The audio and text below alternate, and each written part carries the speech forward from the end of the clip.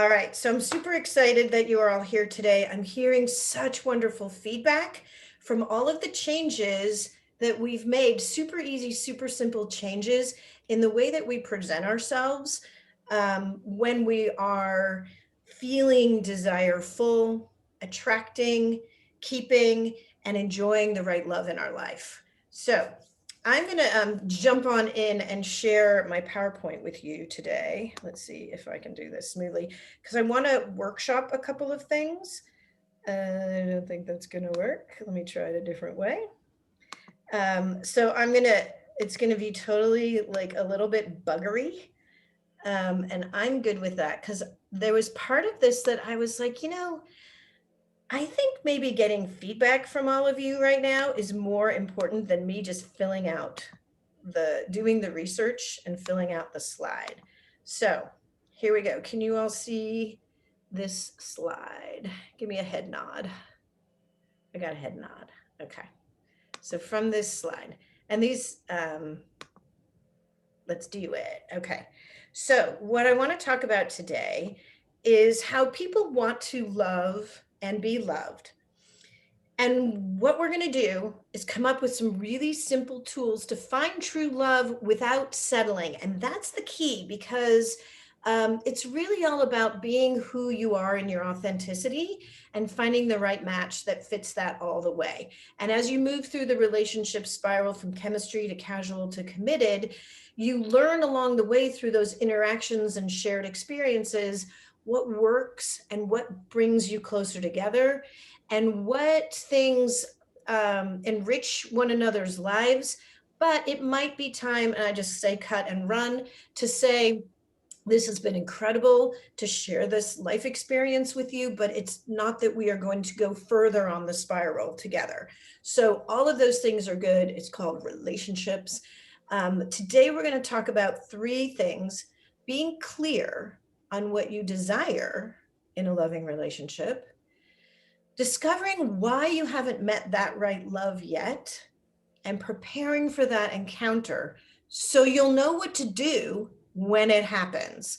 And I was in a conversation this week, and it came up to me that, and I just said it, and it's like, the job of a good partner is to ease the mind and clear the worries, to invite them to live a dream. But the dream is in fact a reality because you're sharing this life experience together. So we'll start with being clear on what you desire in a loving relationship. And these are all the things that we've been talking about. This is session 5. So in the first 4 sessions, we've talked about creating that snapshot of who you are right now in words, in our online profile, or just how you present yourself. And we're of course going to get into that deeper this evening. Also in images. And we talked about picking, 5 words that represent us that we can depict in an image. So get 5 pictures of yourself that if that's all anyone saw of you, they would have an understanding of who you are and what inspires you, what your lifestyle is. And that's how you help. That's not how you help, but then it was a matter of defining who you would like to invite into your life so that you're in alignment and you're maintaining your own identity, but together you're creating something bigger than yourselves.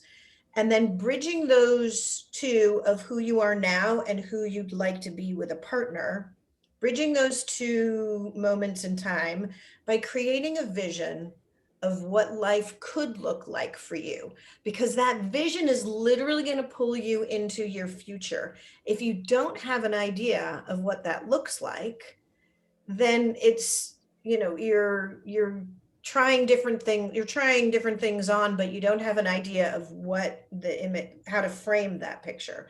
So what we're doing is we're creating a framework for that puzzle, and we're starting to fill the puzzle pieces in so that it becomes really clear when we see, it's you. I wouldn't have noticed that it was you had I not actually filled in the outside of this picture.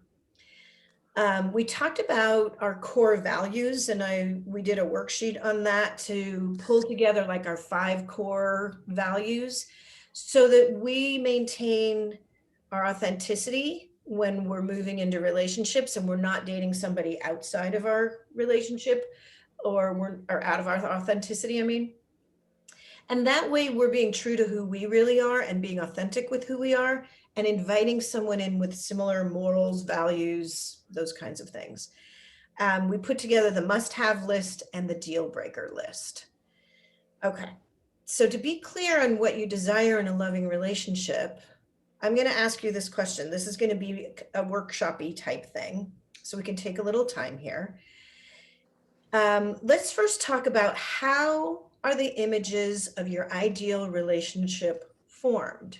So where did you get this idea of what this relationship or this love in your life might look like? And the way that you can do this is to consider impactful moments in your life that set an ideal, that set an expectation, or that set a deal breaker for you. For example, when you were young, did you see a role model of your parents? Was there one parent? Were there two? What kind of people were they? What kind of household were you in? Was it a calm and loving and supportive, blossoming family? We should probably think of like television shows or something that we watched, if anyone wants to chime in, that may have set the ideal for them. And we would, say, we're not the Cleaver family where the parents would come home and be so positive all the time, even if Beaver Cleaver got into trouble. When you were a teen, was there something that happened, an impactful moment in your life that set the expectation of, this is what I'm looking for in a relationship, and this is what I'm not looking for in a relationship? And if anyone would like to chime in and share a story, you're welcome to here. When you were a young adult, did you see other people who were having experiences that you thought, yeah, I'm going to emulate that? Or was there a circumstance that happened that's going to be like, I'm going to be the opposite of this? And that happens too, where we choose to change our behavior based on what we saw did not work. In the first relationship that you were in, think back. What worked about that? What was exciting? What was, I think, we were on the phone all the time. Like, how did we possibly have so much to talk about? But it was a lot about the communication piece at that point. And in your first relationships, and especially intimate relationships, was there support? Was there communication? Was there trust? Was there respect? Or was it something that it was like you thought that's what you were supposed to do, or it felt like it was time? Or so those are the kinds of things that I'm inspiring you to consider, and you can, jot them down, write them out. More recently, from your life experience, what has worked for you and set the ideal of what you're looking for in a relationship? In recent relationships, were there expectations that were or were not met? Why do you think that is? And could it be that you were at different points on your relationship spiral, that somebody was behind somebody else? Somebody was either saying, I'm not ready to be that committed, or I still want to play in the chemistry area. And somebody is pushing them to a casual dating scenario where they're a little bit more exclusive, or they're pushing them into a committed relationship to jump in, and it didn't feel right. So the expectations were off. Was there something that was a deal breaker? Did somebody say or do something that was out of alignment with your core values? And that was it. You were like, this doesn't work. I'm setting a boundary. This is a deal breaker for me. So then you step off the relationship spiral. And today, what might those things be? So for those of you who might be seeing this later in a recording, you can pause the recording and do the workshopping part of this. But those are tools to figure out how are these images of an ideal relationship formed for you. Okay, let's keep going forward. How about discovering why you haven't met the right love yet? And there could be blocks in your life that are preventing you from moving forward. And I shared a story like this in the green room before we started recording. And there are stories that I've heard of somebody who has an idea where they're feeling that they aren't holding enough value in the partnership for whatever reason. And to talk through and to understand, why do you feel that way?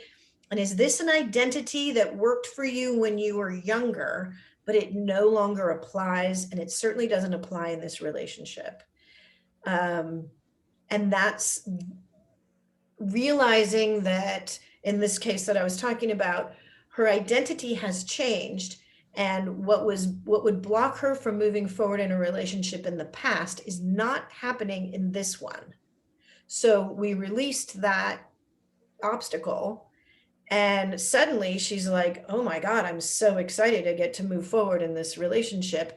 And her partner is further along on the relationship spiral. He wants to be more casual and committed, and she was staying in the early stages in this chemistry portion. But once she realized that this is not her cycling through things, negative experiences and deal breakers from the past, it opened her eyes to a whole new view on this relationship, and now she's feeling safe enough to move forward in it.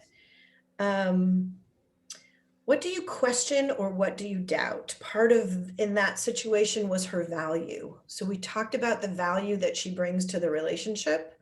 We talked about the value that he brings to the relationship. And then we did the opposite. If one of you said, oh my God, this has been amazing, but I'm going to step away from this now, what kind of debit or what kind of vacuum would be left there? Because she needed to quantify this feeling that she had. So that's how we quantified it. Consider impactful moments in your life that set an ideal expectation or deal breaker again. So is there is there something that happened in your life that is making it so you wouldn't even see the right person come in, even if they, knocked on your door and said, I'm here? Oh my God, there was a game like that we used to play when we were kids. It was called Mystery Date. I totally need to look up the cover of this thing. And the game board had a door on it. And if you hit the mystery date spot, you could open the door and there'd be a card with like a really great date on it, or a really unusual date, or a nerd date, or whatever date. I have to go find that game. Because it's going to be really funny to bring in here. So the questions you might be asking yourself are, will you ever be able to find the right love? Will you recognize the right love when you see it? Has love passed you by and gone unnoticed? Oh, yay, mystery date. I told you, it's the greatest game. I used to love that game. Thank you, Cherie. Will you make the right choice when you identify the potential? So maybe, you've got the framework of who you're looking for, and it's going to this vision's going to pull you into the future. But maybe the person who's in the center, the mystery date, when you open the door, wasn't quite what you expected. And I will tell you, that did happen to me. My late husband, I would not have paid attention to him ever. But the circumstances were such that we were in a situation where we really did get to know one another from the inside out. And that's what made the difference for us, because I would not have seen him fit the picture otherwise. So that's making sure that you recognize the right love when you see it too. Is there a concern that you'll get caught in a bad situation? Are you taking a risk, and is it a calculated risk? And have you created a safe enough space that if you were to move forward from chemistry to casual to committed, do you have enough stability that it's not a huge leap? If you just meet someone and go, we're in, we're married, or it's an arranged marriage, there's a whole, well, I don't think there's as much risk as that, because in arranged marriages, I believe there's enough research done so that there's not as much risk. But if you're doing this on your own, you know, you don't want to get caught in a bad situation. So make sure that it's just outside your comfort zone and you have enough stability in place that you're not leaping into something that you're not ready for. What could be holding you back? Could it have been past experiences that are preventing you from future love? Could it be the fear of the pain of loss preventing you from wanting to take the risk to love again? Is it that you don't feel valuable enough for some reason in a specific partnership? Do you need to be the alpha in the relationship? So what kinds of things are making it difficult for you to find the right love right now? And will you know what to do when you recognize it? Okay, so here's where, if I can get your help, I put something in this just so that we've got it started.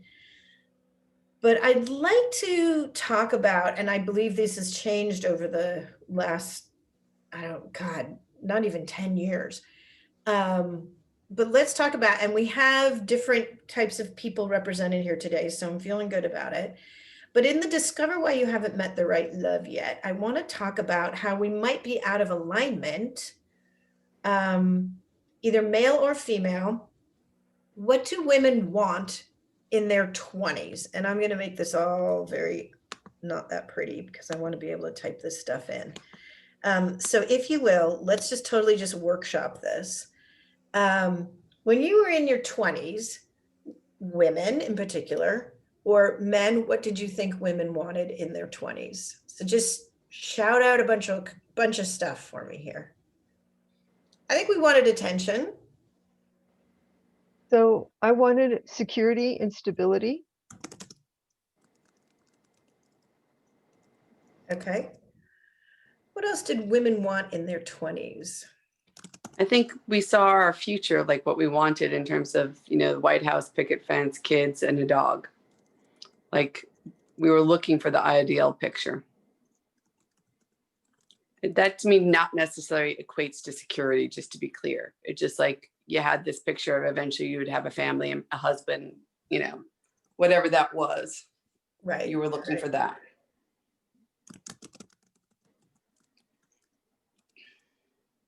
When you were 20, what were you looking for in love? Totally different dating scene. So it was basic meeting somebody chemistry wise out at a bar to have fun with, and then that developing further.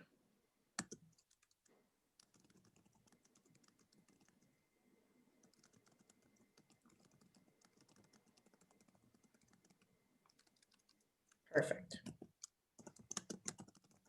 Okay, men, we need your input here. When you were in your 20s and you were looking for love, you wanted some attention, and women, you can chime in on what you think the men were looking for in their 20s too. You were looking for some attention, you're 20, you're out, you're going, woohoo. Sex. Sex. More Anything else? sex. Was that enough?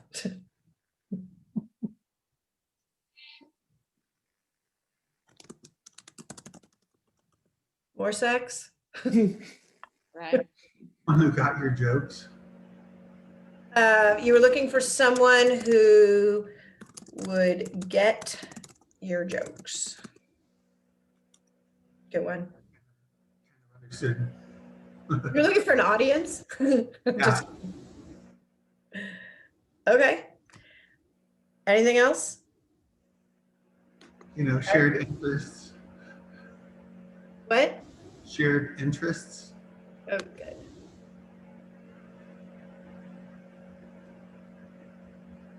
Shared interests, another good one. Both Okay. like to rock climb. You both like to sail. Good one. Attractiveness.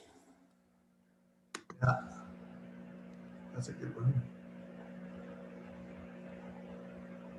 So I was married just about the time I turned 20, and my husband was a few years older. And the thing that he was looking for was maid, chauffeur, et cetera, but I know that I'm pretty much older than dirt, so it might be different situation now.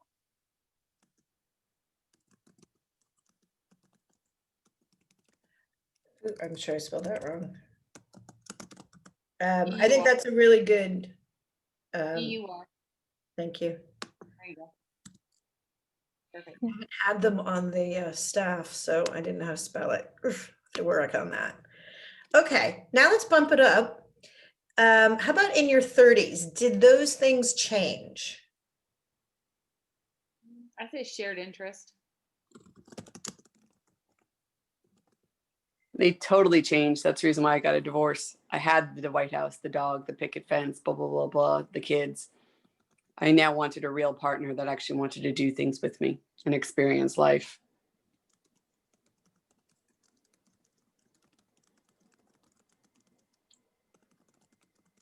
Versus a roommate.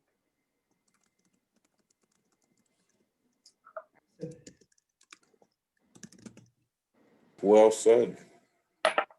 Yeah, I was going to say, I don't think you're the only one who feels that way. So that was great. Anything else for what women want in their 30s? Who came up with that ideal anyway? Picket fence, White House. Realtors? Sorry. I think the film industry. Well, it's sort of, I mean, it's probably, was there some like television show or generally accepted? Wasn't that like the Cleavers? Yeah, it was like the Cleavers. I think there were enough television shows that showed the, 2.5 children and the dog and the family, that became the accepted norm, but it's a really good question. Because it certainly wasn't, it didn't always happen like that. You finish your education, you get a job, you find the right partner, you get married, you have kids, whatever. It was like this, who does that straight line? It's an unusual thing to do that straight line. Okay, how about men? Sonia wants in. Okay, I'm gonna get her. Let's let her in. We want you in. Okay, we need your help on this one, Sonia. We're workshopping what men wanted in their 30s in a relationship. I prompted us with partnership and family, but what did the men want when you were in your 30s? Is this a trick question? Nope. All right, I'll put it. Sex. We want sex too. Don't leave us out. Right? Yeah, Takes two to tango. Yeah. we definitely wanted sex. But the sex had to be like interactive. Like you had to actually pay attention to each other's needs and not just yourself. I think intimacy before sex instead of just sex. Right.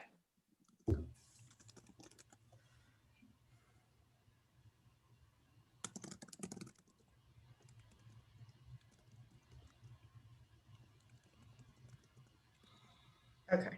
I think men want to be respected, Ooh, good one. I wanted like a at hood work ornament. and at home, like both. Michael? Yeah, and that came with the stereotype of being like successful, the breadwinner, the man as like a masculine figure.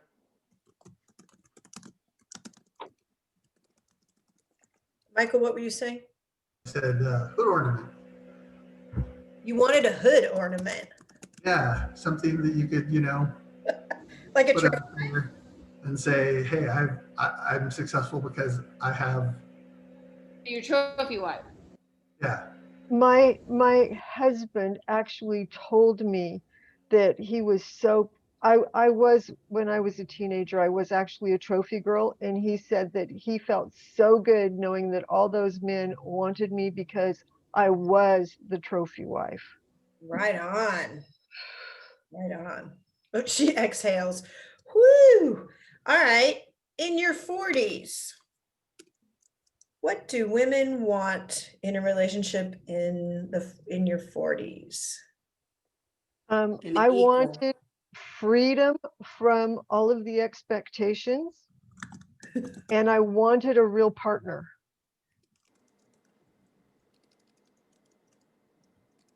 You put that on the man side too. I want somebody that's equal. Exactly.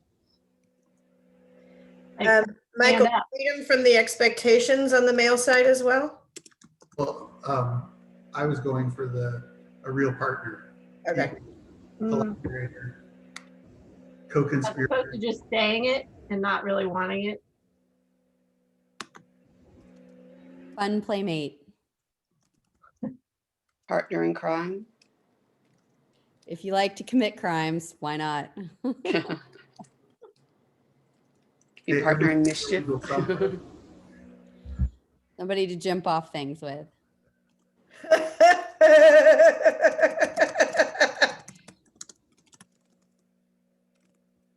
guys are fun. I think under real partner equal, it's like someone who has your back. Like, I don't know.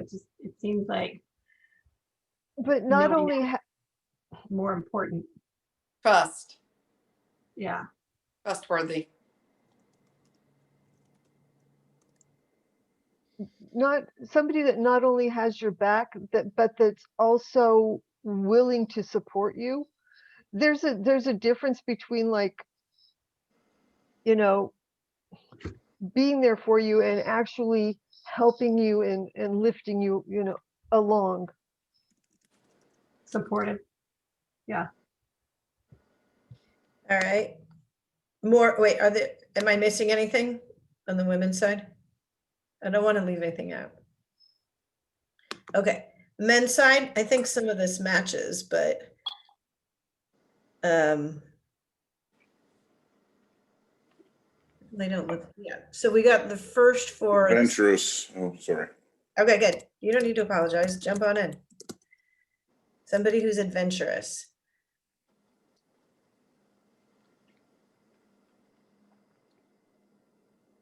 Do some of the things on the women's side fit on the men's side here? The men were in your 40s, or I'm not quite sure how old you guys are. Were you looking for fun playmate, partner in crime, somebody to jump off things with? Somebody, I guess at some point we're like, don't jump too hard. I like the comment willing to support you, because that's in the 40s is when a lot of times men are building their career and, having like she was saying, somebody really understands it and is behind you, supporting you emotionally.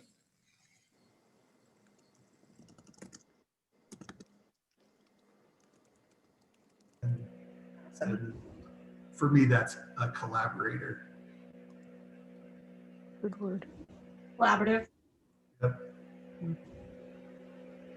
Good. I like it. Someone who you can bounce ideas off and they get better because you did.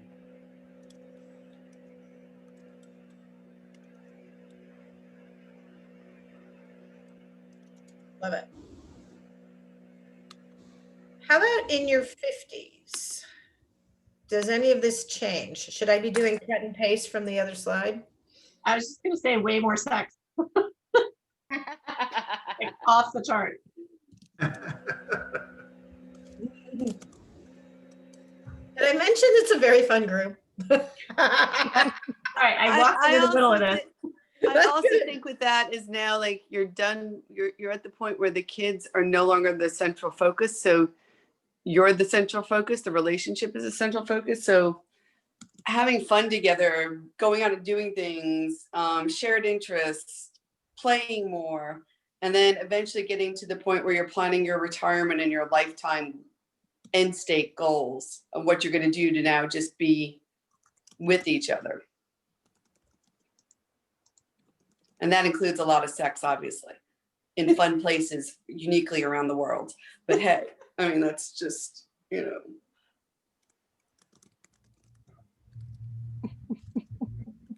Sex around the world. Yeah. Oh, so good. All I right. feel like my husband's along for the ride. Yeah, he's good for that. I think that's probably, I would agree that he signed up for that.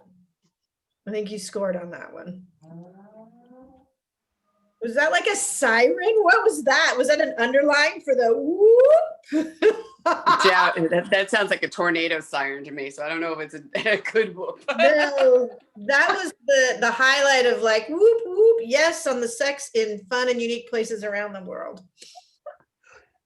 Okay, men. So I think it's a transition where you go from having the kids focused as the primary occupation to each other focused. And I think you kind of had that on the girl side. Yep. And, you know, right along with that is sex and fun, unique places around the world. I think that should just be the title of this whole thing. That's fun. Or, Sex and I fun in would say- places around the world. I think for couples who got married early and are still married, you have to find a way to still be friends after the kids are out of the house, to still like each other and be okay being alone together. Yeah, find your way back to each other. That's a good way. I think it's like the chemistry that and that mental connection that goes with it.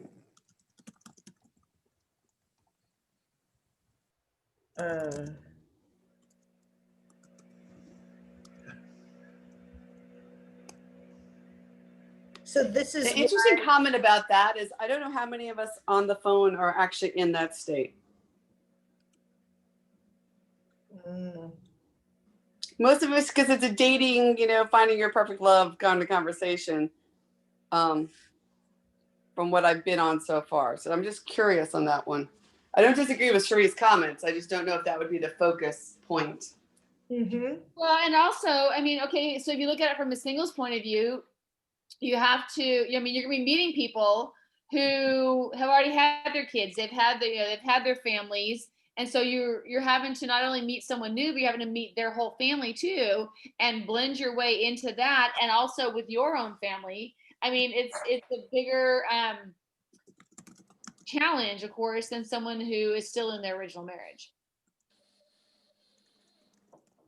The thing I really wanted in my 50s, and I still want, is to be seen and appreciated for me, who I am, not me, what I can do for you. Interesting. Good. That's a really good point. I was talking to someone at some point and the commentary was, oh, I feel like I'm only good for sex. And What's wrong with that? So this person felt like that was their only role. So we needed to, and I have an exercise in, God, is this gonna flow right into this? Thanks for the segue. I was gonna say I am in a more receptive mode to receive and to ask for help in a way that I didn't before, like in my relationship, to ask for help for things. Like, okay, you plan this if you want to do that. Like, take the reins. Like, I'm so tired of doing everything. And making all the decisions. Right, a Yes. billion little decisions. Or big. See, that's my deal breaker. Like if I have to, I don't even want to be in the relationship if I'm the one that's having to do everything, which is why I said equality is probably one of my one thing. When I mean equal, we do things equally. Mm-hmm. Yeah. I don't mean all the time. It doesn't mean like, it means same. I plan a date, you plan a date, you know, something that shows equality, you know. Awesome. Take the out of reins. So before you go on, Yeah. I had one, and I'll call it. Well, let's see. What was I was going to say that going back to chemistry fundamentals, which is, wooing, I like it. expressing your feelings, having your heart out there, being able to be vulnerable, being able to write poetry and have it received and stuff like that.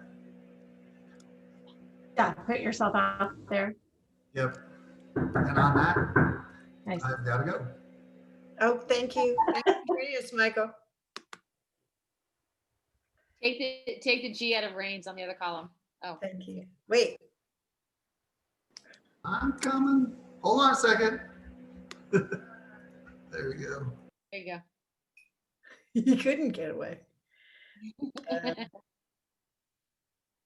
All right. Okay, so this segued very nicely into talking about who you used to be. And it could be, so this is an exercise, and I'll attach this in the recording. Because what I've seen is these concentric circles give you an identity of who you used to be. And in your 20s, in your 30s, wherever you are now, who you are now is going to be a subset of that.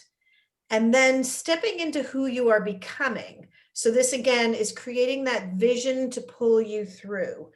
And if you want to take notes on that, or I'll send you screenshots when I send you the recording.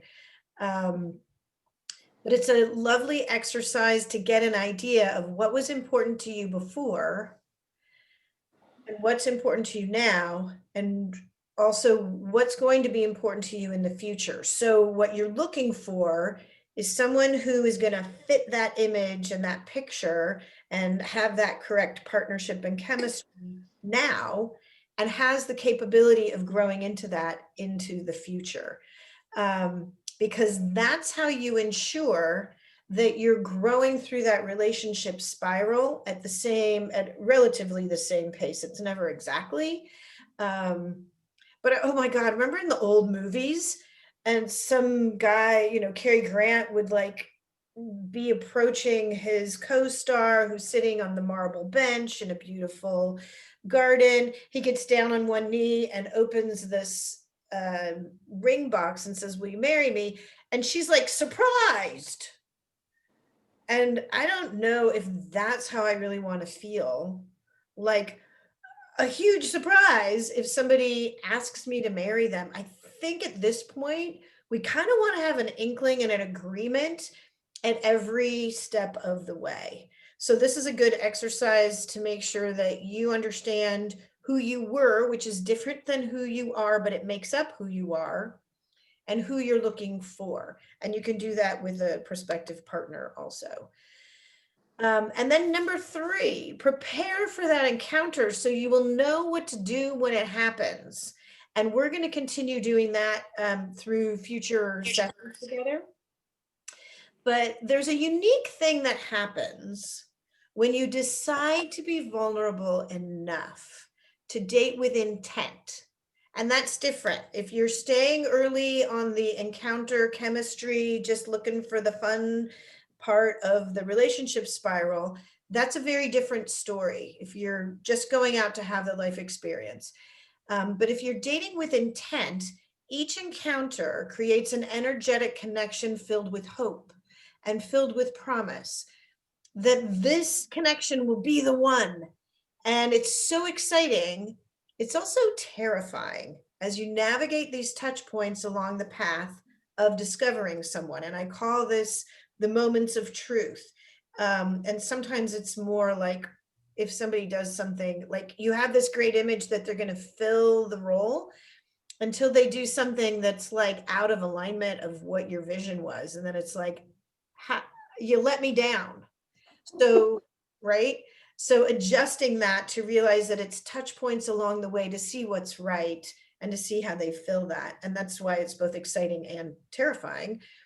But identifying those moments of truth, and if something is out of alignment, looking into it and going, is this what the real intention was? I think, if it's worth looking deeper, then take the step to ask.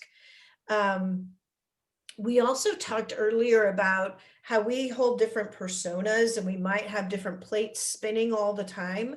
But when we're focusing on something as important as our future, it's really relevant to be grounded and to be present. It can be treacherous if you don't remain in your power. We certainly talked about that when we were unlocking our divine feminine or divine masculine. It can be exciting and lovely if you're able to allow that energetic connection to occur, and when it's, and know also when it's right to say this isn't a fit. And when that happens, realize, you can anticipate this, that there's a, like I just call it an energetic hangover, an emotional hangover, which will be replaced by the next person. But it's like you, like if you think it's going to work and then it doesn't, it's like you're bummed, you're disappointed in yourself, you ask, what did I do wrong? That's not it at all. It's just not the right fit. And sometimes your head spins back and goes, what could I have done better? What could I have done to make this work? And that's not it. So this is what I'm calling this energetic hangover, where this person just starts cycling through your head. It didn't work because it wasn't the right fit, and it probably would have been worse had you stayed. So to know when it's time to cut and run is super relevant. And also to remember, what's helpful to cure that hangover is that you will get closer to your goal with each encounter. So you're getting closer, you're getting closer.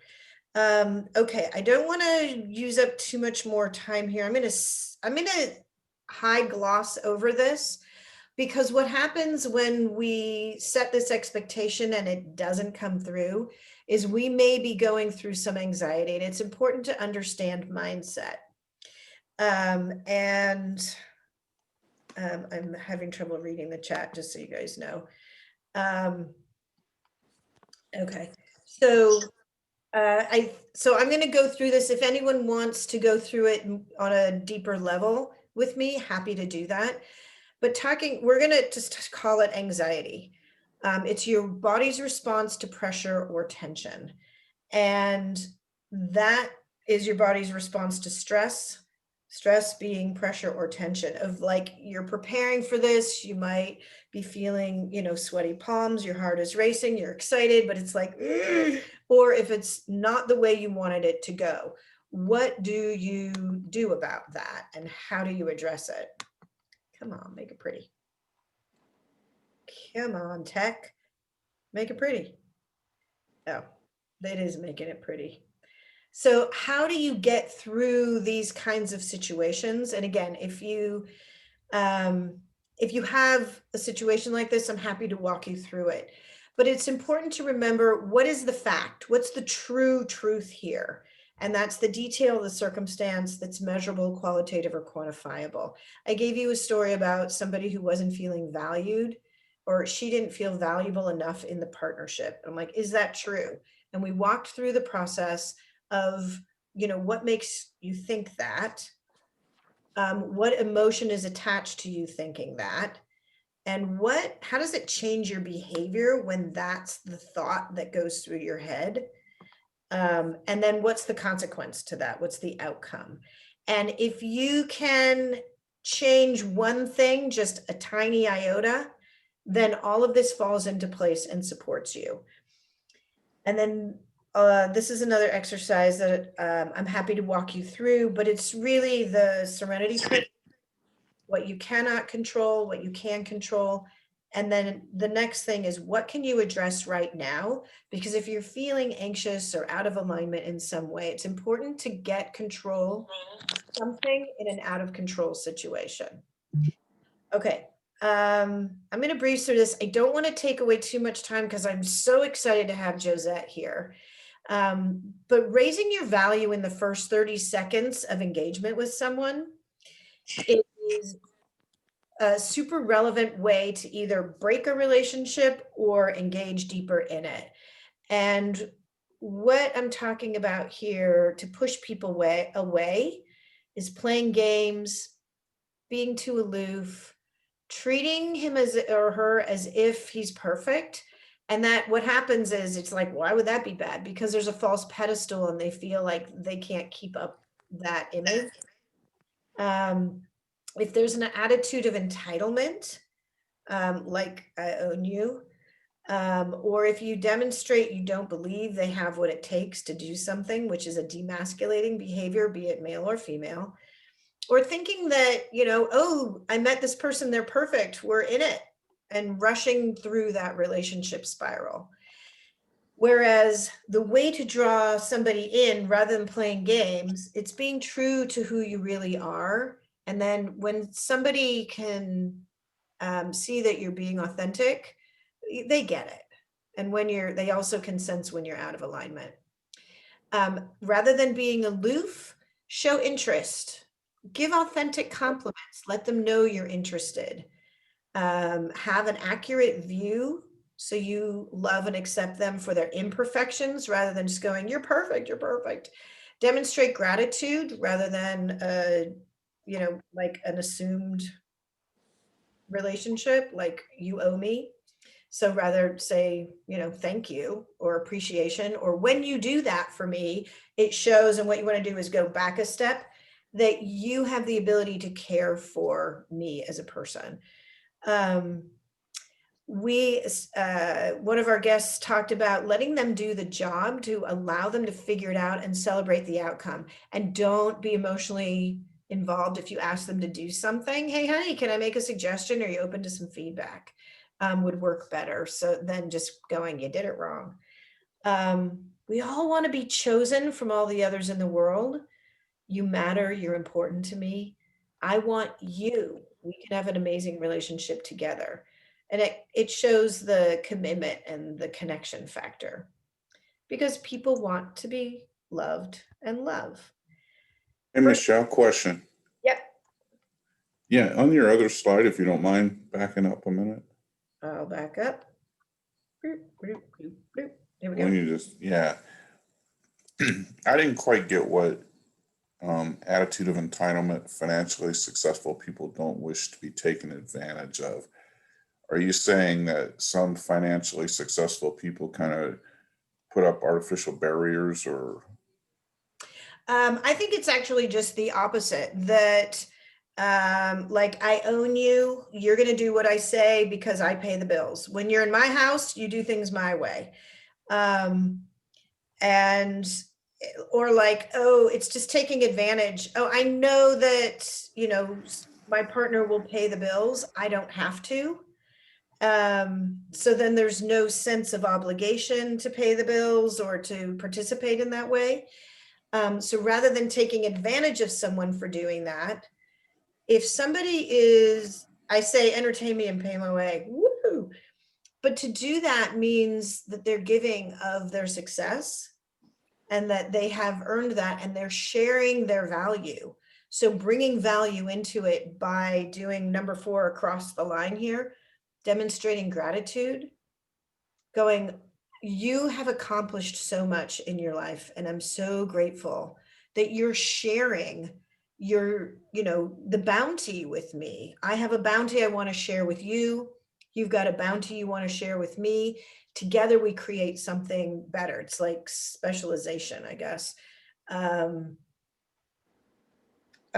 give you an example of someone I was talking to recently, and her commentary was, she was having financial challenges, but she didn't want to ask her partner for support, financial support. And it was then causing a deterioration in that relationship. He had plenty. He would have been happy to share. She was breaking up with him because she didn't want to be a burden.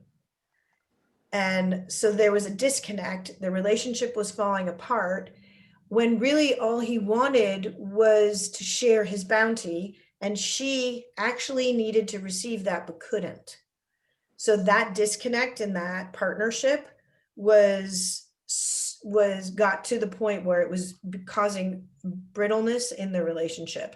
She came to me to ask for advice because she didn't want that to happen, but she didn't know where she was valuable enough in the relationship to receive that kind of gift, and would it be taken wrong? Yeah. I get it. Yeah, thank you. Yeah, that helps. At the same time, the way that can be looked at is no one wants to be seen as like either sugar mommy or sugar daddy. I mean, we don't want to be, if we are successful, we don't want people to take advantage of us because of that. We want to be a partner with somebody on our finances, not be, we're just a giver and they're just a taker. That's the way I also look at it. Good. Did we get you there, Dal? Did we answer the question? Yeah, I was just trying to read into if it was a vibe or something where it says, raise your value in first 30 seconds. So the raise your value in the first 30 seconds is all about first impressions. Gather information to form an early, we can't help but do it. We weigh the negative attributes more heavily than positive. Oh, that person is a smoker. That's a deal breaker for me. That's out. That person doesn't want kids. I got kids. They're out. So it's screening process. When you're making a first impression, put the music on, do this open body movement so that you can be in a positive mood, bring the good impression in when you're there. Because when you feel good, you tend to like people more. And this is how I'm going to segue. Your name and your appearance has an impact on how you are perceived. And that's going to bring us to the relationship value proposition. This is defined, I made this up because I was like, there's something here to this. I can't get my people the words. Okay, so I'm defining it this way. A relationship value proposition is the worth one holds to a prospective or partner, appealing to their strongest decision-making drivers of attraction.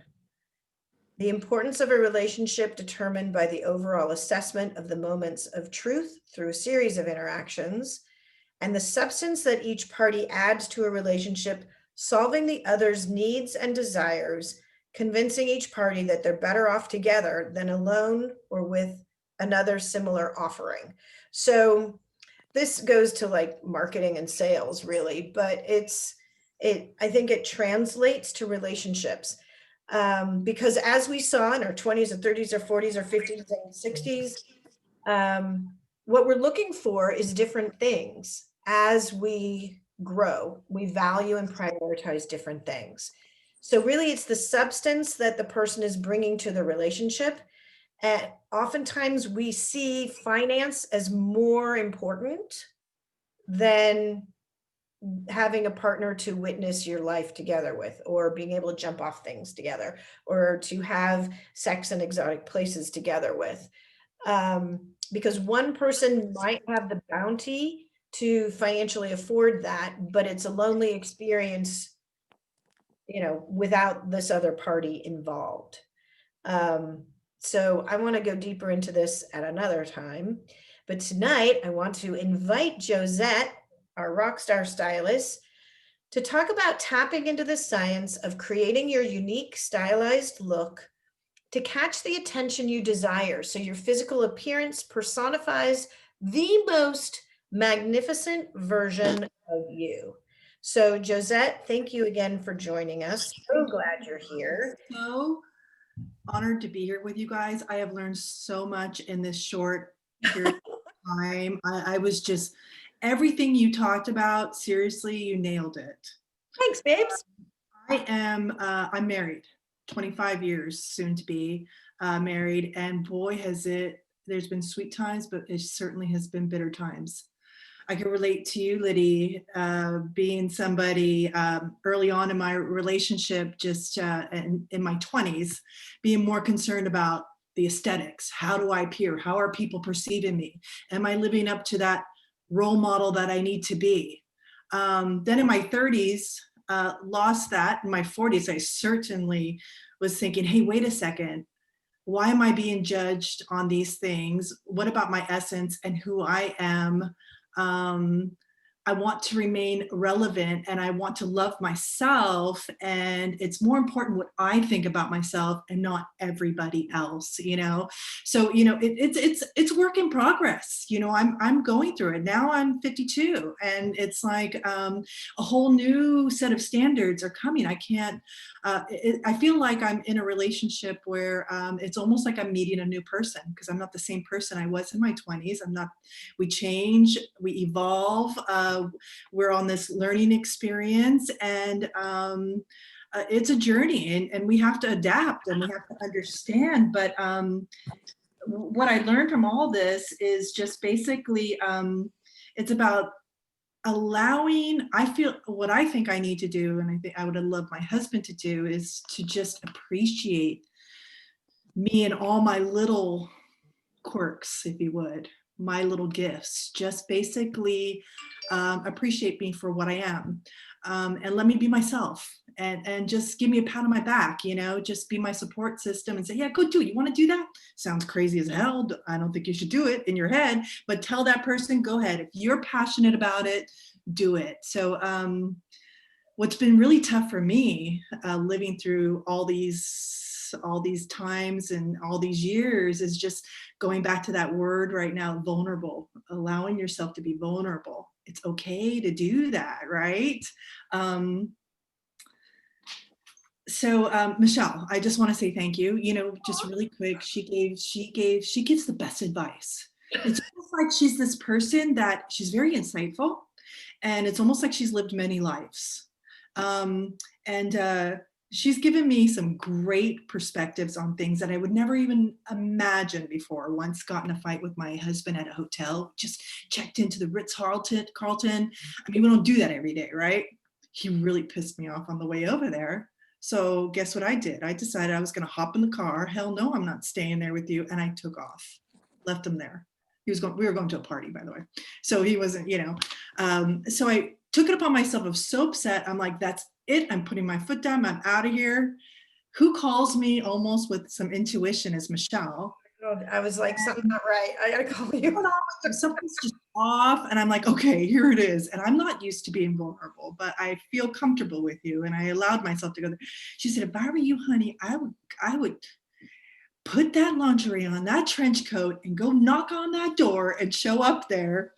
Honestly, it was the best advice she ever gave me. I didn't do it because I'm stubborn, but I mean, imagine if I allowed myself to be vulnerable and go in there, vulnerable, but at the same time powerful, to go in there and just freaking own it and go in there and do it. So, but I didn't take her up on her advice. In hindsight, I think it was some of the best advice I was ever given. And hearing all of you guys today, I mean, wow, this is really a great program. I'm not just saying that because I adore her, okay? Thanks. Thank you, Josette. You covered a lot of stuff that I had thought of, and guess I should just tell you a little bit of what I do. So basically, to sum it up, I would say I call myself, I'm a designer. That's what I do. I design things. It could be looks for people.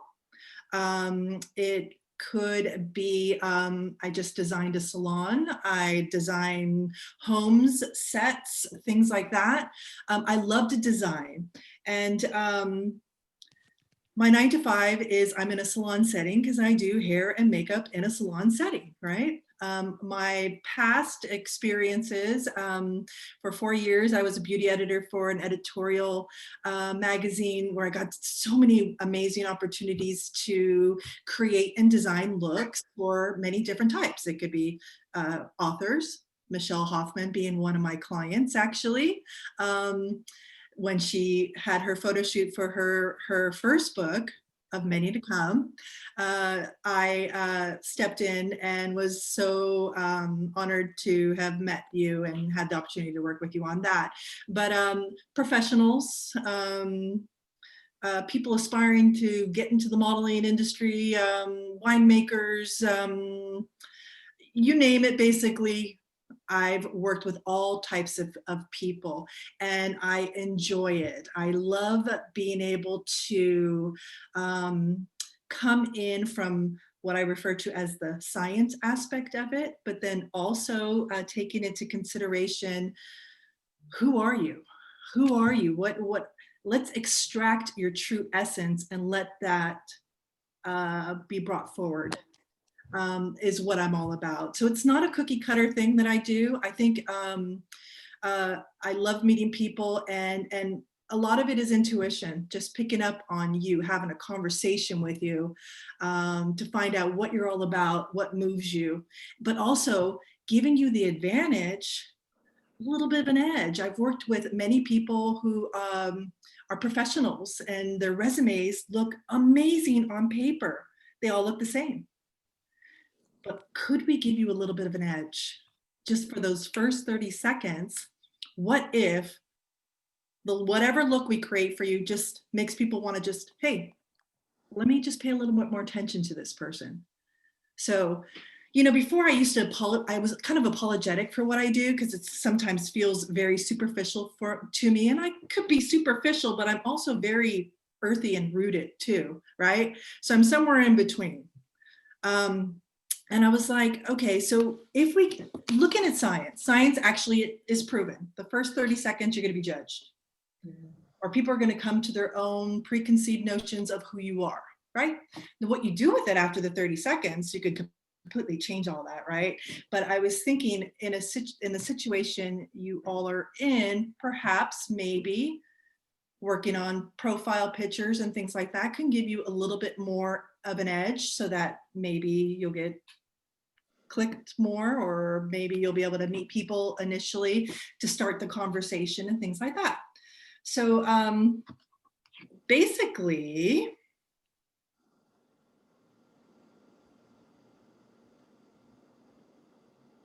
I've actually, go ahead. hang on, where's the stop video? There, Josette did this look for me. You know what that look is, and I'll go over this as I was doing a lot of research on how to attract more to you.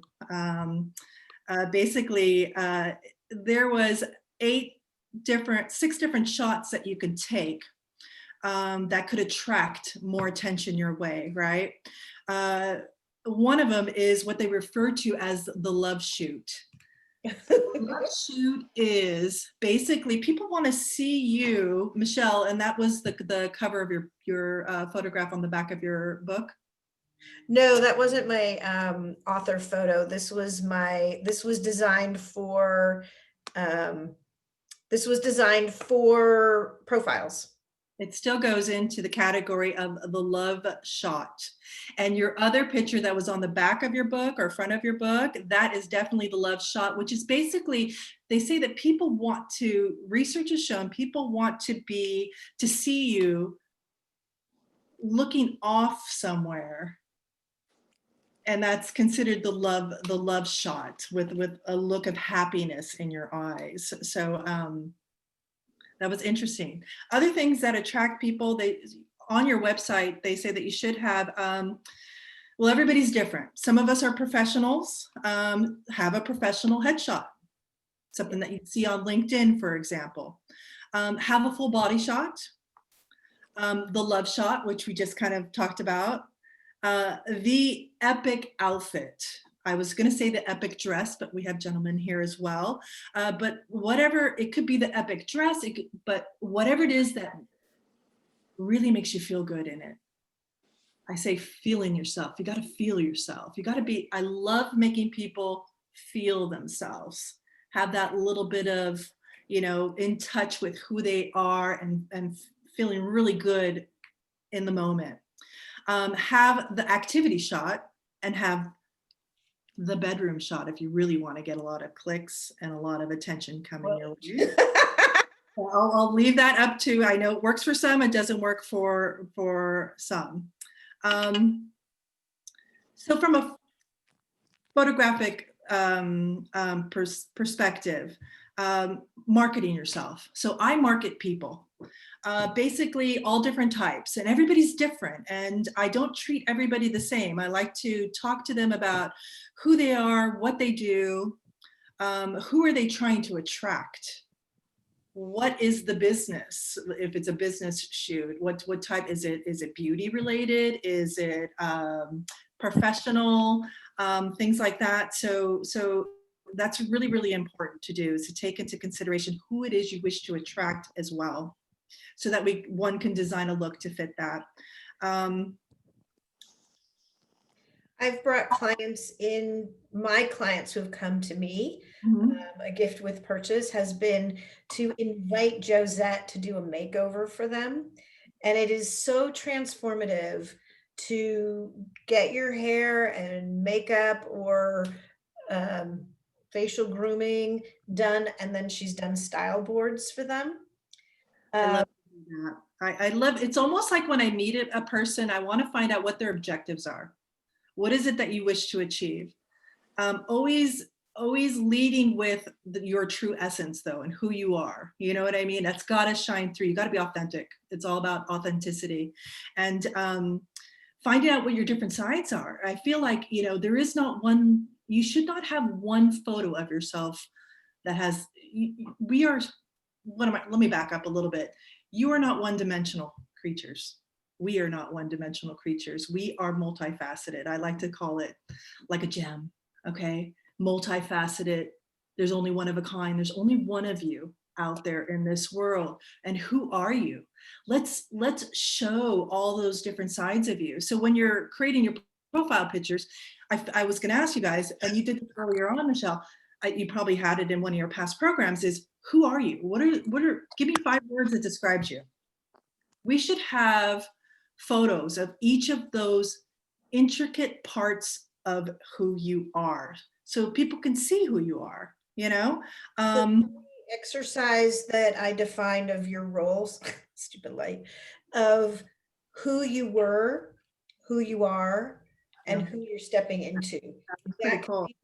The roles that you pull those answers from. True, and true. You're welcome to hot seat somebody if anybody wants to if you want to do that, Josette.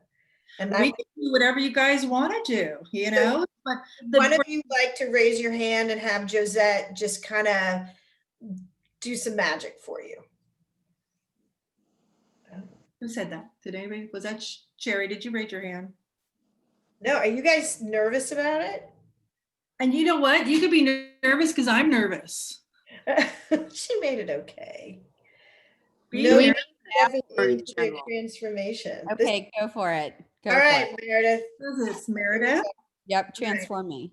So transform you. Okay. So that you can ask Meredith the questions and see what you might forget the lights. What you so Meredith, I know there's probably many different many more words that you could choose to describe yourself, but what would be your top 3 adjectives that would describe who you are? Ooh, Michelle, maybe you should answer. You start, I will come up with some. Okay. Energetic or charismatic. I don't know. Is that a good one? Sure. Adventurous. Mm-hmm. And which one would be like family oriented? I guess. Family oriented. I don't know if there's a better one. Okay. Can I ask you a question? Give me one word that describes you as a woman. Your true essence as a woman. Like who what is it? I mean, is it can I pull you forward, Michelle, for example? Michelle. Yeah. Michelle is a very sensual creature. She's extremely she can probably give you the one that's extremely fun, sexy. She's got a sexy side to her, you know. So I know it's maybe a little awkward because you don't know me from Adam, but you're a beautiful woman. I could just sense that you have the sensuality towards you coming from you as well. You seem very sensuous to me. Me? Yeah. Okay. I'm more playful. I think that that's probably I think Michelle would be more sensual so than my words for Meredith are dynamic. Mm-hmm. She really focuses on interpersonal relationships, She has a strong presence in the community. She up levels whatever situation that we're in. She's like, oh, you're going to a red carpet in DC to, announce your book. I'm going to throw a red carpet for you here. And it was Hollywood all Right. the way. Wow. Thank you again. Communication, playful, adventurous, but there is one word I use to describe Meredith. Sparks. Sparks. Meredith Barks. So yeah, I got her to run a half marathon. Well, she got herself to run. I just Wow. right. But those sparks were like behind her. Sparks. Sparks. Okay. Everywhere she goes, it's like fireworks. Oh, wow. If Meredith walks in the room, the place has lit up. Like sparkle, like sparks. That's awesome. But I heard the word barks, BARKS. And I'm like, barks? Nice. My Yorkie just left the room, so it might have been what it was. I was thinking you must have a very sharp tongue that I'm not aware of, or something like that. And I was like cocking my head. What do you mean by the one word is barks? No, Barking away. she's like fireworks, sparks. Okay, gotcha. So basically, I can't see you close up and in person, but the vivacious go-getter side to you, would you say that you're putting that out there? When you're when you're dating, when you're online, your profile pictures are telling that story about you. Yes. Yes. So that's great. Yes. That's great. So absolutely. I mean, profile pictures are good as far as you going out there. I don't have that looking thing though. Okay, maybe you need to do one of those. So What they did you call it again. I don't know. Remember what you call it. call it the love shot. Love Oh, I don't have a love shot. Attract for your photos, the professional shot, the body shot, the love shot, the epic shot, the activity shot, and the bedroom shot.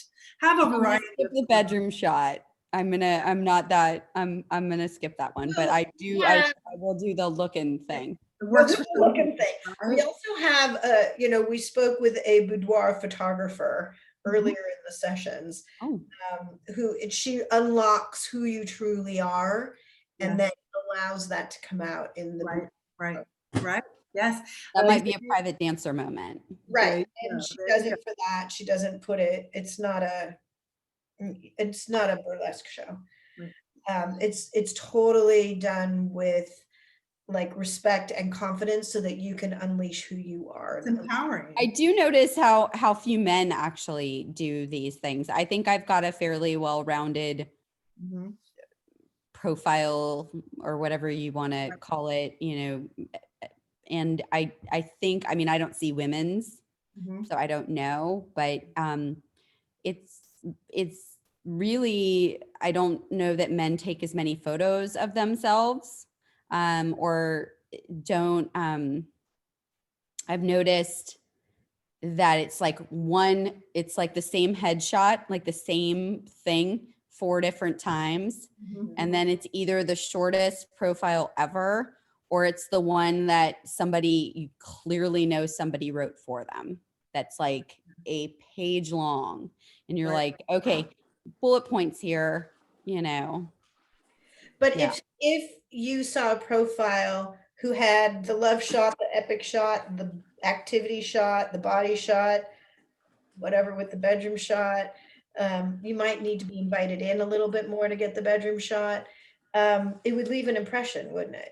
Oh, absolutely. I mean, I think it tells a story about somebody a little bit more. And I think that we forget to tell that story about ourselves. Like, who are we when we're hiking? Who are we when we're dressed up? Exactly. Just so people could really see all those different sides to you. Because I feel like what I've researched, it's like, it's just so one dimensional.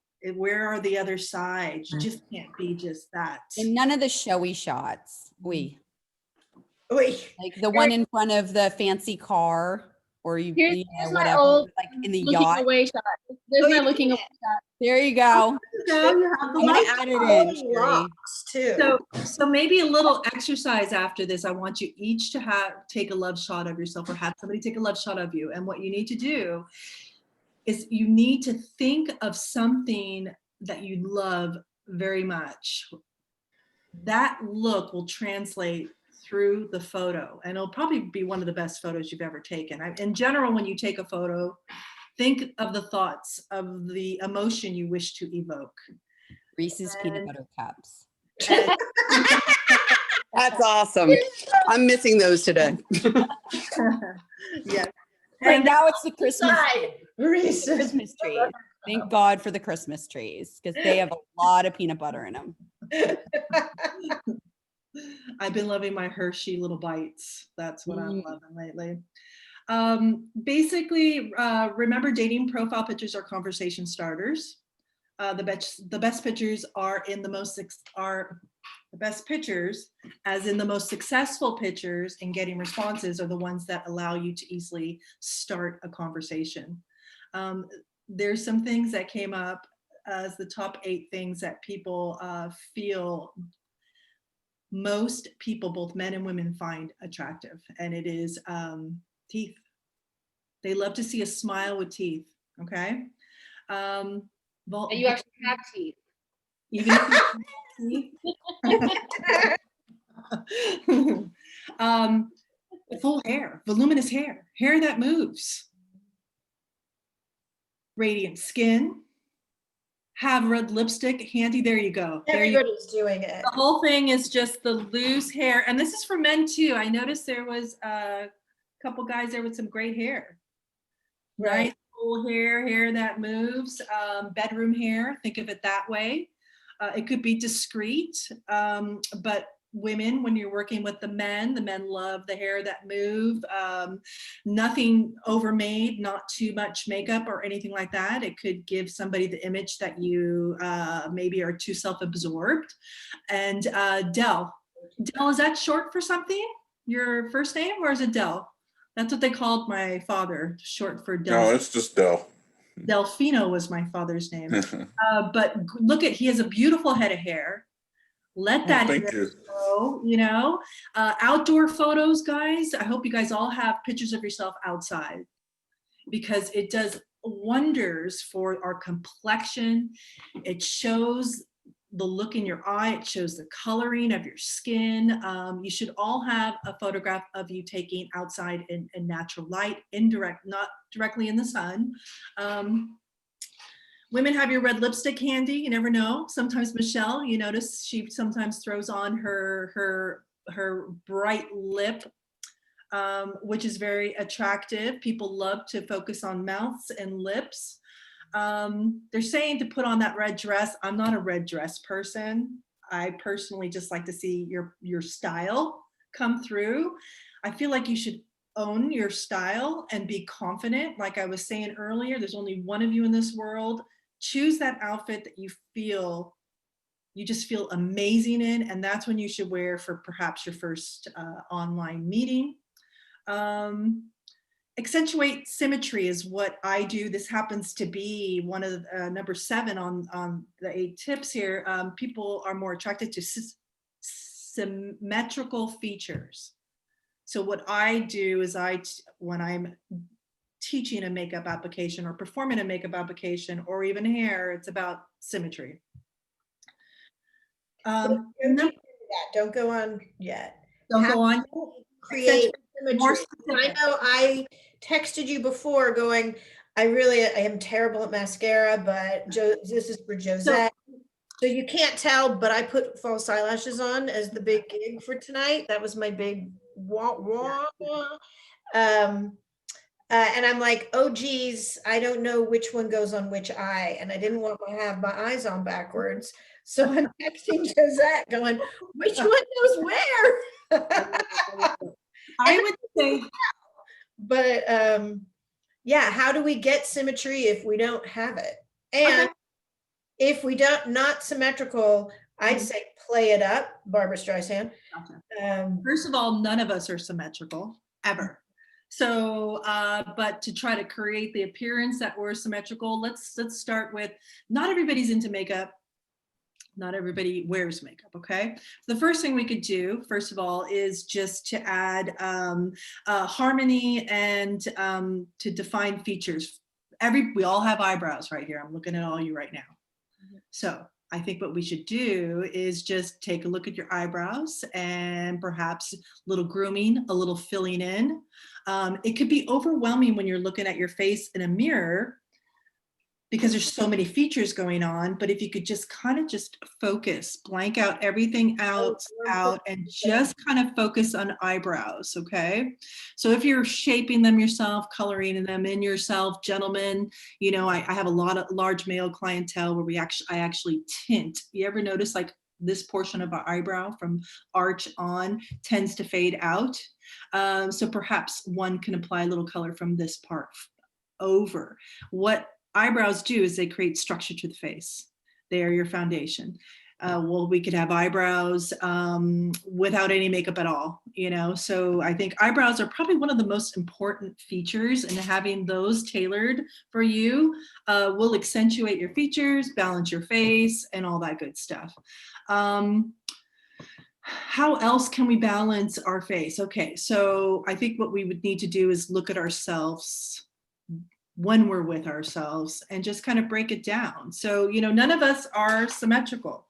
So let's say if there's a trick that if one side, there's always one side that's of our face that's lower than the other. This is my lower side, okay? I sleep on this side. And you'll always find there's one side that's a little lower. So if I were to part my hair off to this side, I would create the illusion of lift over this way. You see what I mean? So you can actually create a subtle illusion of lift to the face just by parting your hair on the proper side. You know, it'd be kind of cool is if you guys would kind of analyze each other's profiles if you haven't already done it, and then offer up, since you all know each other so much better, offer up your suggestions of what you feel is missing from their sides. And then also maybe you guys could do your little symmetrical work, your makeup or whatever. And then for the next video, everybody could assess one another. So symmetrical features are something that they say is what attracts people to you initially. We could always fake symmetry because none of us really are symmetrical anyway, but the whole objective is just to give yourself the spotlight so that you could have more opportunities to meet more people and find what it is that you're looking for in the individuals. You know, like you were saying, write down what you're looking for, you know, put it out there and be very specific about it. What they look like, what they act like, what they smell like, what experiences you're going to have together. You know, that's one of the strategies of The Secret is you have to actually imagine it, dating, foresee it, taste it, savor it, all that good stuff, you know. But you guys you got a good group here. I think there's some great information going on here. What I do is just one facet of it, you know, and I was happy to participate in it. Thank you. Thank you. Does anybody have any specific questions for our designer, Josette? Like, how could you design something? I know Josette has shown me tips and tricks to bring light to different parts of my face.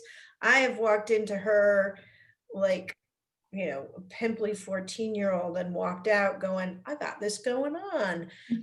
And we've done like even just a random snapshot, and I look back and go, it totally looks like I have no makeup on, that, you know, my hair just looks natural and da da da. I'm like, how did that happen? Of course, it took 2 hours to do, but but then you take it with you. that's you right. know?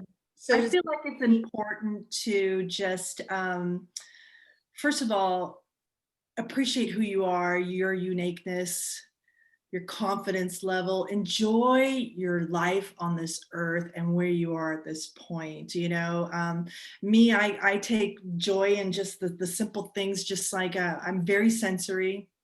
I call my life, I live my life la dolce vita. You know, I love to play hard and have fun and eat well and drink well and listen to great music and dance. And, you know, it's important to just make sure all those things are around you at all times so that you're just at your optimum at all times, you know? So, Josette, that is totally how you live. And that is something that sometimes I myself overlook. And I'll give you an example of how Josette looks at balance. What I've seen you, what you've taught me is if there is like a clear space, like a hard space, there's in my house, there's like 2 windows on either side of the fireplace, and they just looked harsh and plain. And so Josette's like, they need something flowing there. So it's looking for the opposite. If something is like almost sanitary in its sharpness and cleanliness, then Josette has taught me to put something more flowing and vibrant. So the pop of color in a blank space. Right. Um, Very good point, Michelle. And you apply, those principles are neutral everywhere. So applying them to yourself would be, for example, if you feel you have a round face, break up the roundness, contradict it with straighter lines or structure. For example, it could be a structured eyebrow for a rounder face. It could be a V-neck for a rounder face, okay? It could be a hairstyle where the hair is more straight, okay?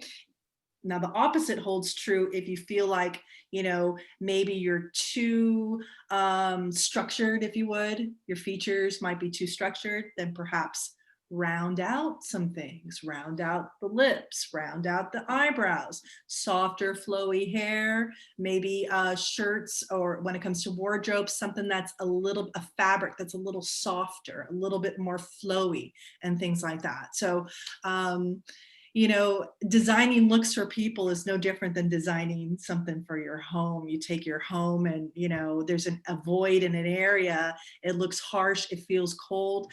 Add warmth to it. Add texture to it. Add life to it by a plant, adding a plant to it, for example. So it's so interesting how it doesn't matter what you're designing. The principles they never lie. The science behind it never lies, you know? Thank you, Josette. I know I have brought, I'll speak to one client in particular of mine who I've brought as, you know, one step in the transformation process through the whole life worth living process. And he wanted to go from slumpy, is that a word, to professional, because that was the step, who he was stepping into. And so Josette changed his look completely with hair and with facial grooming, and then did a style board for him. But his secret love is steampunk. And so understanding that that's who he is, she incorporated that into even his professional look. And that's what I think is so unique and genuine and you know, just amazing at your skill set, because when you come up with your words of sparks, maybe Meredith is going to be putting fireworks in her outfits, or remembering, you know, some sort of sparkle or flash or something to make the attraction. Right. Okay, before we go, who of you have any specific questions for Josette? Anything come up? Hi, what's a style palette? What's a style palette? I think that's what you called it. Okay, yeah, so a storyboard. So basically, Storyboard, okay, storyboard is almost like it's a page of images that will give you a crystal clear idea of what the goal is for you. Could be for wardrobe, for example. There's storyboards for like photo shoots and video shoots as well, or movie sets, where they just want all parties involved to understand what the overall vision is what the goal is, what the vision is, the visual goal is. Okay, so storyboard is basically, for example, the client that I was Michelle referred me to. I can't remember his first name. That was what was his first name? Aaron. Aaron was so interesting. Okay, so Aaron was this guy who showed up with this oversized, wrinkly T-shirt, beard just he hadn't groomed himself for a while. Okay, amazing, big, bright blue eyes, and when you look in his eyes, you could see that there's a little stinker in there. Somebody that had a lot of personality, great sense of humor just by looking at him, and a real smart guy, you know, great personality. But when you see him, he wasn't putting himself out there like he should, you know what I mean? People weren't viewing him how he should have been seen, who he really was. So basically, I immediately had some thoughts in mind of what I would do for him. However, that means nothing. What I want to do to you is one aspect of it. It's really important for me to find out what it is that you think is beautiful, or whatever it is you feel comfortable with. And then also you have to pair it with lifestyle, because I can't give you a 2-hour hairdo if you're not going to be fixing your hair every day, right? So it has to fit with your lifestyle as well. So upon meeting with him, what I love most is meeting people and listen. And it's almost like a puzzle for me. I got to figure out what are the components? How do I put this thing together? Who are they? So in talking with him, he told me he's a family man, a man of faith, leads with faith. I started taking a very conservative, I was thinking, oh my gosh, I started thinking a lot more conservatively once I heard those two things. But then he started sending me pictures of steampunk. Does everybody know what steampunk is? Super play on Victorian, but modernized goggles and things like that. So he had this side to him that was like way far out there. So when we designed the look for him, he was working on his body, trying to get in shape and wanted to lose some weight. So he was a little more, his figure was he had a little bit more roundness to his overall body style. So I felt like structure, a structured blazer, for example, on him would anchor him and give him the structure that he needs. V-necks were really, really big. Weight of fabrics were heavier weight, more structured fabrics versus flowy fabrics and things like that. Color palettes, I put together color palettes for him that were more of a medium hue. I feel like colors are usually light, medium, dark. And I feel like most of you here follow. So Del, you could fall in the medium palette. So think right off the bat, I can see you as blues, medium shades of blues would be beautiful on you, maybe some golden tones, but I can't see all your features up front. Now Liddy, because of her hair color, she's wearing a bolder color, right? Which she could get away with. But she also can go in the direction of wearing something a little bit more softer, a little bit more, see, this is where video is different, but I could see you being a little bit more, some soft tones too, because of the hue of your hair color. I don't know if that's My ex-husband liked pastel, blah, everything. I'm not going to do it because of that. No. And I like bright and jewel tones, and I can so carry off red, but I like the fuchsia and the really bright, like plum and royal blue, those kind of stuff. That's Michelle's colors too. No blah bland stuff. Yeah. So I don't see you as blah and bland, by the way. So if I said pastel and that made you think blah and bland, no, I definitely don't see you as blah and bland. I guess what I'm getting at is I feel like the colors that you wear should not overtake your features. That's all. And you could express yourself in whatever way you want to. Just make sure whatever it is you wear, you feel good in. That's all that matters. So was that a good enough example? Yeah, it was. And I'll give you, I don't even know if you're aware of this, but you helped Aaron transform his look and the way he was holding himself. And what happened that followed was very, very exciting because his relationships changed, his intimate relationships changed, his job changed. And he actually left the relationship he was in and got into the right relationship. Like Wow. I say, you don't always know when it's wrong, but you know when it's right. Right. The winner. They just got married like 2 months ago. Wow. Steampunk wedding. Oh, I So love talk it. about finding the right person. That's awesome. Right. So it was really helpful for him to have that transformation from the outside in while he was working on the inside out Love through the Life Worth Living process. So total win. That was a dream come true. Definitely a family man. Now the family is so stabilized, and he's got a job that he's soaring successfully with. That's Yeah. so good to hear. I'm so happy about that. So Yeah. how recently was this transformation that was done? You make How it sound like It was recent. It was recent. That happened quickly, like a year and a half ago, too.